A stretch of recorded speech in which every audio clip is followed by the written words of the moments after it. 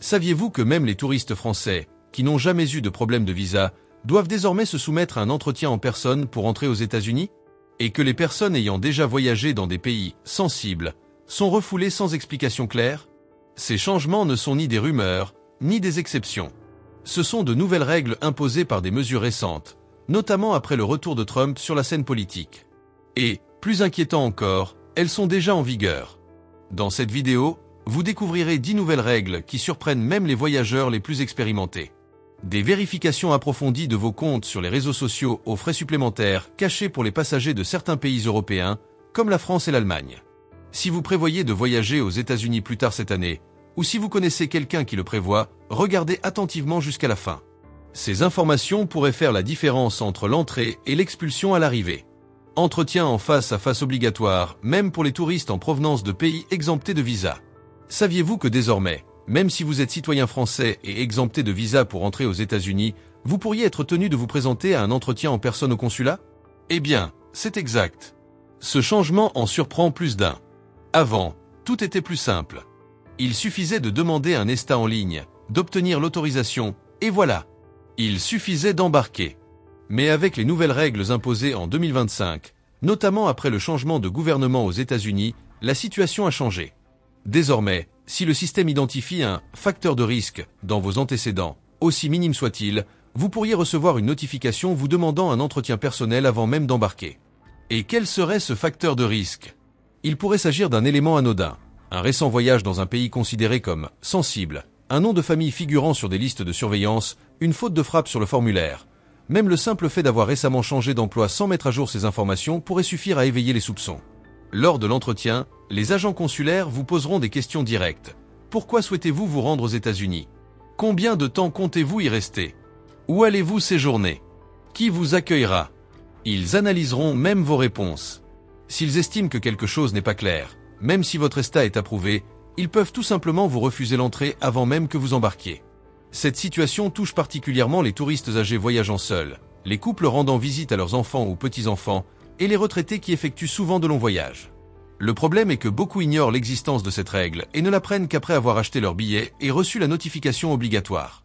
Si vous ou l'un de vos proches prévoyez de vous rendre aux États-Unis dans les prochains mois, soyez vigilants. Même si votre pays figure sur la liste des pays exemptés de visa, l'entrée ne sera plus automatique. Cet entretien pourrait devenir la nouvelle norme. Interdiction d'entrer sur le territoire en cas de liens antérieurs avec des pays considérés comme des ennemis stratégiques. Cette nouvelle mesure effraie de nombreux voyageurs, et ce n'est pas une coïncidence. En 2025, le gouvernement américain adoptera des critères beaucoup plus stricts concernant les antécédents de voyage et les liens personnels avec certains pays. Pour justifier cette nouvelle règle, il invoque les liens stratégiques avec des nations adverses. Mais qu'est-ce que cela signifie concrètement? Cela signifie que si vous avez déjà voyagé dans des pays comme l'Iran, la Syrie, la Corée du Nord, la Russie ou même la Chine, même à des fins touristiques il y a des années, cela pourrait automatiquement déclencher une alerte dans le système d'immigration. Et ce n'est pas tout. Avoir des membres de votre famille qui vivent ou sont nés dans ces pays, avoir travaillé pour des entreprises liées à ces régions, ou même avoir participé à un événement international dans ces pays, pourrait être une raison suffisante pour vous voir refuser l'entrée aux États-Unis. Le problème est que cela n'est pas clairement expliqué sur les formulaires. Nombreux sont ceux qui remplissent l'ESTA ou même le DS 160 se rendre compte que la simple mention d'un voyage antérieur pourrait compromettre leur sécurité. Et à leur arrivée à l'aéroport américain, ils sont conduits dans une salle séparée et, dans de nombreux cas, expulsés le jour même, sans même passer par les services d'immigration. Cette mesure a été appliquée notamment aux personnes ayant une double nationalité, aux professionnels ayant un historique de voyages internationaux et même aux retraités ayant participé à des excursions culturelles dans le passé.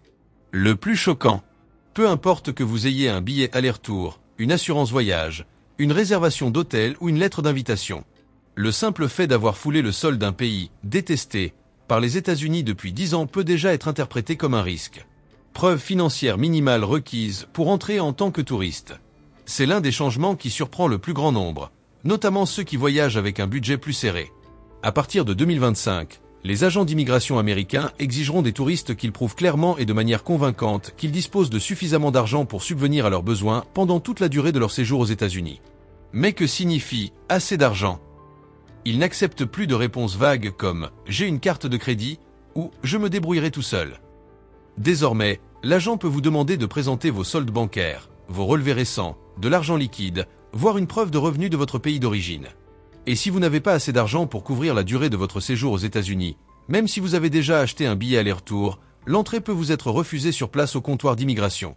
Pour les personnes voyageant avec une réservation chez un ami ou un membre de leur famille, une lettre de soutien signée et reconnue par l'hôte, attestant qu'il prendra en charge vos frais pendant votre séjour, peut également être exigée. Cette lettre doit être dûment documentée. Le montant minimum requis n'est pas fixe, mais il s'élève souvent à environ $100 par jour de séjour. Autrement dit, pour un séjour de 2 semaines, le touriste doit disposer d'au moins $1 400, que ce soit sur un compte bancaire, en espèces ou par carte avec un plafond d'utilisation. Ce montant peut augmenter en fonction de la ville de destination ou du profil du voyageur. Cette règle a été créée pour empêcher les touristes d'entrer dans le pays avec l'intention de travailler illégalement ou de dépendre des fonds publics. Cependant, dans la pratique, de nombreux voyageurs de bonne foi sont pris au dépourvu et se voient refuser l'entrée, faute de pouvoir justifier du montant minimum requis. Le conseil est simple, emportez tout imprimé, relevé bancaire des 3 derniers mois, plafond de carte de crédit, justificatif de retrait récent, justificatif d'hébergement et billet de retour. Mieux vaut prévenir que guérir plutôt que d'être expulsé faute de documents. Revue complète de l'histoire des médias sociaux au cours des 5 dernières années. Cette nouvelle règle a choqué de nombreuses personnes, notamment celles qui n'auraient jamais imaginé qu'une simple publication sur Facebook ou un commentaire sur Instagram puisse entraver l'entrée aux États-Unis. Or, c'est exactement ce qui se passe. Depuis le durcissement de la politique d'immigration en 2025, les autorités américaines examinent de plus près l'historique des réseaux sociaux des personnes demandant à entrer dans le pays. Et il ne s'agit pas seulement des demandeurs de visa. Même les touristes originaires de pays exemptés peuvent désormais faire analyser leurs comptes avant de passer les contrôles d'immigration. L'accent est mis sur l'identification des comportements suspects, des propos considérés comme dangereux, des publications témoignant de sympathie pour des groupes extrémistes ou de tout signe indiquant que le visiteur pourrait représenter une menace pour la sécurité nationale. Mais le plus surprenant est que même des blagues mal interprétées, de vieilles photos prises dans des pays sensibles ou des phrases partagées sans contexte sont utilisées pour justifier l'interdiction d'entrée de passagers. Ce n'est pas une exagération. Des cas de voyageurs se sont vus refuser l'entrée aux États-Unis parce qu'ils avaient aimé des pages traitant de sujets jugés sensibles, partagé des mêmes politiques ou publié des messages critiquant le gouvernement américain. Tout cela relève de ce que l'on appelle les antécédents numériques, qui ont désormais la même valeur qu'un casier judiciaire ou un casier judiciaire. Et comment accèdent-ils à ces informations? Lorsqu'ils remplissent un formulaire électronique, comme l'ESTA, les voyageurs sont invités à indiquer leurs principaux réseaux sociaux. Toute omission ou tout mensonge peut également éveiller les soupçons. Mais même sans remplir le formulaire, rien n'empêche les services d'immigration de mener leurs propres recherches, et ils disposent d'outils avancés pour croiser les données. Que faire? Consultez vos réseaux sociaux avant de voyager. Vérifiez les photos publiques, les pages « j'aime » et les anciens commentaires. Si quelque chose risque d'être mal interprété, il est conseillé de l'archiver ou de le restreindre. Il ne s'agit pas de censure, mais d'éviter des malentendus qui peuvent s'avérer coûteux. Élargissement de la liste des articles interdits dans les bagages à main. C'est l'un de ces changements que beaucoup de gens ne découvrent qu'au mauvais moment, lorsqu'ils sont déjà devant la machine à rayon X de l'aéroport, avec leurs bagages fouillés et un agent de sécurité qui dit « ce n'est plus autorisé ». La nouvelle directive, mise en œuvre dans plusieurs aéroports desservant les États-Unis, est claire. La liste des articles interdits dans les bagages à main a été élargie en 2025. Et il ne s'agit pas seulement d'armes, de liquides ou d'objets tranchants. Désormais, des articles auparavant considérés comme inoffensifs sont bloqués, et la raison, selon les autorités, est directement liée à la sécurité nationale. Par exemple, les piles au lithium en vrac, certains modèles de banques d'alimentation, les petits outils, comme les tournevis et les pinces, les aérosols personnels au-dessus d'un certain millilitre, les bâtons à selfie avec un mécanisme rétractable en métal et même les aliments à consistance pâteuse, comme les pâtés, les crèmes et les yaourts, sont interdits de plus en plus fréquemment. De plus, tout objet susceptible d'être adapté, comme arme ou suscitant des soupçons, même s'il est utilisé quotidiennement, peut être saisi. Des cas de massage électrique et d'appareils médicaux portables ont été mis en cause faute de justificatif. Un autre point source de confusion est la différence entre ce qui est autorisé sur les vols intérieurs et sur les vols à destination des États-Unis. Un même article, passé sans problème de Paris à Lisbonne, par exemple, peut être retenu sur un vol Paris-Miami. Autrement dit, la réglementation américaine s'applique. Il est donc conseillé de consulter la liste actualisée de la TSA, Transportation Security Administration, ou des autorités aéroportuaires de votre pays avant de préparer votre valise. Éviter les mauvaises surprises peut vous faire gagner du temps, vous épargner du stress et même de l'argent. Dans certains cas, vous pourriez être contraint d'enregistrer l'article ou de le jeter. Les drones, Les équipements photographiques avancés et les ordinateurs portables supplémentaires doivent être déclarés. Cette nouvelle exigence a surpris de nombreux voyageurs, notamment ceux qui transportent beaucoup de technologies dans leur bagages. À partir de 2025, tous les passagers entrant aux États-Unis avec des drones, des appareils photo professionnels, des objectifs interchangeables ou plusieurs ordinateurs portables devront les déclarer avant l'embarquement. Et ce n'est pas une exagération. Cette mesure s'inscrit dans le cadre d'une nouvelle politique de contrôle technologique mise en œuvre par les États-Unis, axée sur la sécurité et la traçabilité. Les drones, par exemple, sont considérés comme des risques potentiels, tant à des fins d'espionnage que pour une utilisation abusive dans des zones sensibles. Concernant le matériel photographique, le gouvernement souhaite savoir si l'entrée sur le territoire est effectuée à des fins touristiques, journalistiques ou commerciales, ce qui pourrait modifier le type de visa requis. De plus, la présence de plusieurs ordinateurs portables peut également éveiller les soupçons. Dans de nombreux cas, les agents d'immigration interprètent ce type de bagage comme un signe d'activité professionnelle plutôt que de loisir. Et c'est là que le problème commence. Si la personne est entrée en tant que touriste, mais transporte des objets évoquant un travail ou la création de contenu commercial, elle peut être arrêtée sur place, ou à tout le moins, devoir fournir des explications. La procédure de déclaration n'est pas complexe, mais elle doit être effectuée correctement. Dans certains aéroports, vous devez remplir un formulaire électronique avant l'enregistrement. Dans d'autres, il est préférable d'avertir directement l'agent des douanes dès l'atterrissage. Le non-respect de cette règle peut entraîner la saisie de votre matériel, une amende, ou dans les cas les plus graves, un refus d'entrée. Alors, si vous êtes photographe, youtubeur, vidéaste ou que vous aimez simplement filmer vos vacances avec votre drone, soyez vigilant, déclarez-le, prouvez-le et voyagez l'esprit tranquille. Criminalisation du tourisme de naissance avec expulsion immédiate. Cette mesure suscite la controverse et suscite une forte attention internationale. À partir de 2025, les États-Unis considéreront comme un crime fédéral la pratique du tourisme de naissance, c'est-à-dire le fait pour une femme enceinte de se rendre aux États-Unis dans le but principal d'accoucher sur le sol américain, garantissant ainsi la citoyenneté à son enfant. Pendant des années, cet échappatoire juridique a été utilisé par des milliers de familles étrangères. Mais aujourd'hui, en vertu des nouvelles directives imposées par l'administration Trump, cette pratique est considérée comme une fraude à l'immigration. S'il est établi que le motif principal du voyage est la naissance d'un enfant et non un tourisme légitime, la femme peut être immédiatement expulsée, même si elle possède un visa valide. Et ne croyez pas qu'il soit facile de dissimuler cette intention. Les agents sont plus que jamais formés pour repérer les signes, examens médicaux, conversations sur les réseaux sociaux, réservations à la clinique ou même une grossesse visible à un stade avancé peuvent éveiller les soupçons dès votre débarquement.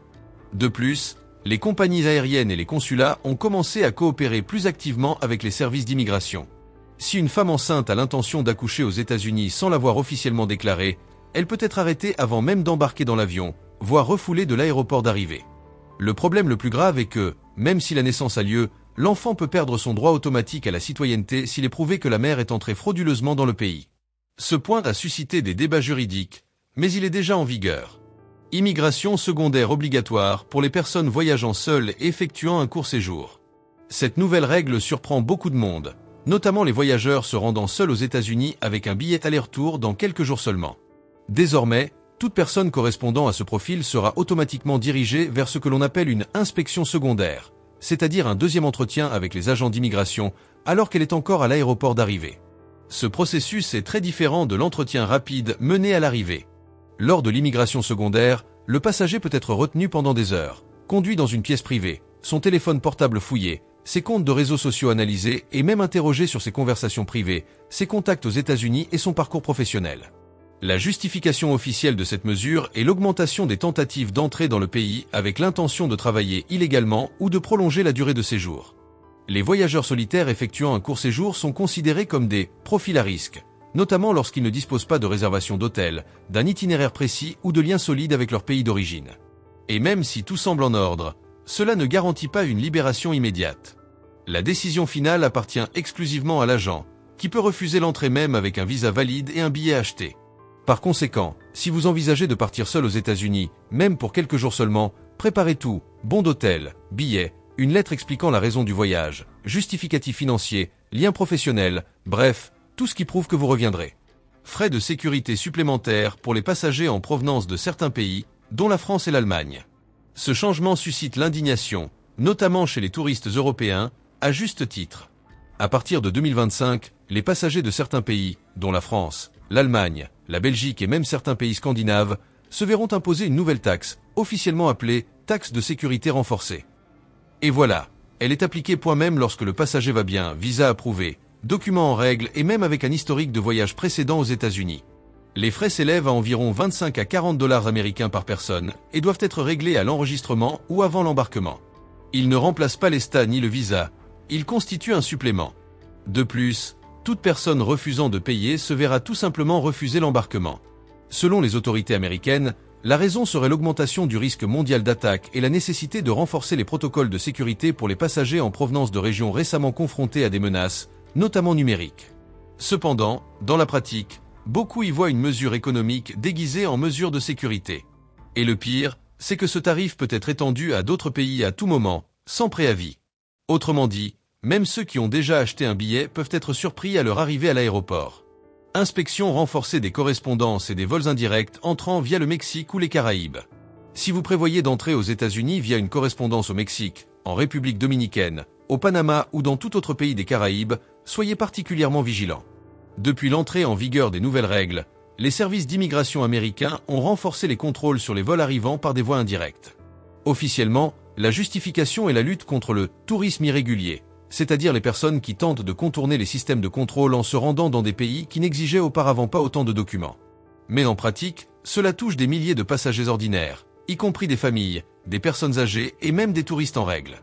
À l'arrivée via une correspondance considérée comme à risque, comme Cancun, Punta Cana ou Mexico, les passagers peuvent être automatiquement dirigés vers un contrôle secondaire.